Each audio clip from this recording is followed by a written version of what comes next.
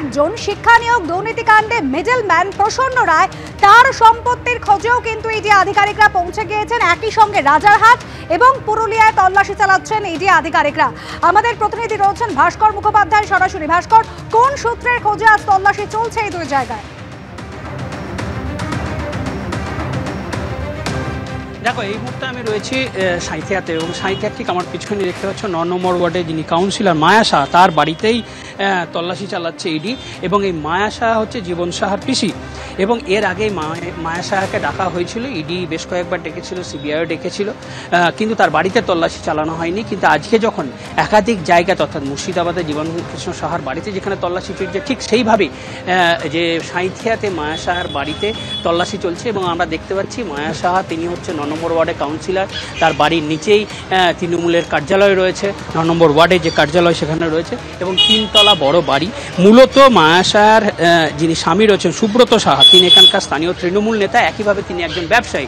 এখানে তার একাধিক ব্যবসা রয়েছে, একদিকে যেমন রয়েছে হোটেল ব্যবসা, একইভাবে বেশ কিছু দোকান রয়েছে, তার মধ্যে একটি মিষ্টির দোকানও রয়েছে। এবং এই বিরাট 3 তলা বাড়ি, সেই 3 তলা বাড়িতে এই মায়া শাহ এবং সুব্রত সাহা এবং তাদের পরিবার থাকে।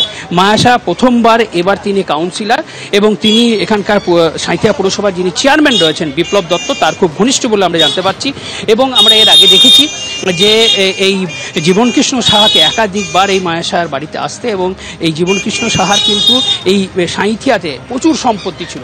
এবং যখন ইডি সিবিআই তল্লাশি চালায় তার বাড়িতে, তখন এই সম্পত্তির হদিশ পেয়েছিল। পরবর্তী ক্ষেত্রে যখন এই জীবনকৃষ্ণ ছাড়া পায়, যেটা আমরা জানতে পারছি, জীবনকৃষ্ণ ছাড়া পাওয়ার পর তার এই যে সম্পত্তি, সেগুলো অন্যান্য নামে হস্তান্তর হয়। এবং আমরা দেখতে পেলাম যে বেশ কয়েকজন ভেতর থেকে বেরিয়ে এলেন, তারা মূলত কারা সেটা এখনো পর্যন্ত পরিষ্কার নয়। কিন্তু একটা জিনিস ঠিক, যে এই যখন ইডি ঢোকে তার কিছুক্ষণের মধ্যেই সাঁইথিয়া থানা থেকে পুলিশ কর্মীরা আসেন। একজন এএসআই, তার বুকে ওয়েবক্যাম লাগানো ছিল, তিনি যখন ভেতরে ঢুকছিলেন, কেন্দ্রীয় বাহিনী যারা নিরাপত্তার দায়িত্বে ছিল তারা তাকে আটকে দেয়, এবং তারা প্রথমে জানতে চায় তিনি কেন ভেতরে যেতে চাইছেন।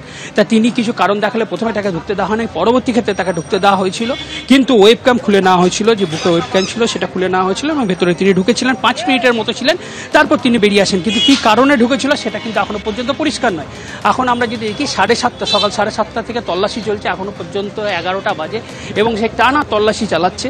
এবং এখানে যে দুজন, অর্থাৎ মায়া শাহ এবং তার স্বামী সুব্রত সাহা, দুজনকেই জেরা করা হচ্ছে, কারণ তারা খুব গুরুত্বপূর্ণ। এই নিয়োগের ক্ষেত্রে যেসব সম্পত্তি জীবনকৃষ্ণ ছিল, সেই সব সম্পত্তি যেভাবে বিভিন্ন ক্ষেত্রে হস্তগত হয়েছিল, সেক্ষেত্রে এদের কি ভূমিকা ছিল। এবং সাঁইথিয়াতে যেহেতু জীবনকৃষ্ণর শুধু পিসি নয়, তার বাবাও রয়েছে, সেখানে তার বাবার একটি রাইস মিল রয়েছে, এবং সেখানে তাদের প্রচুর সম্পত্তি রয়েছে সাঁইথিয়া এবং আশেপাশে বিভিন্ন জায়গায়।